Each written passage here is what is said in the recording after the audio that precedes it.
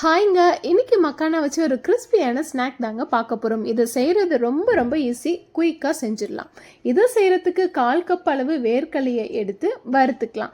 நல்லா வறுபட்டுருச்சு. இப்போ சூடு ஆறுனதும் தோலை தனியாக எடுத்து வச்சிடணும். இப்போ மக்கானாவை சேர்த்து வறுத்துக்கலாம். இது தாமரை விதைன்னு சொல்லுவாங்க. அடுப்பை சிம்மில் வச்சு ரொம்ப பொறுமையாக வறுக்கணும். சீக்கிரமாக கலர் சேஞ்ச் ஆகிடும். பாருங்கள், நல்லா கிறிஸ்பி ஆகிடுச்சு. இப்போ தனியாக எடுத்து வச்சிடலாம். அடுத்ததாக நம்ம வீட்டில் இருக்க மூட்டை பூச்சி கொள்கிற நவீன மிஷினில் வேர்க்கடலை இடிச்சு எடுத்துக்கலாம். இதை நான் சொல்லலை, என் ஹஸ்பண்ட் தான் சொன்னார்.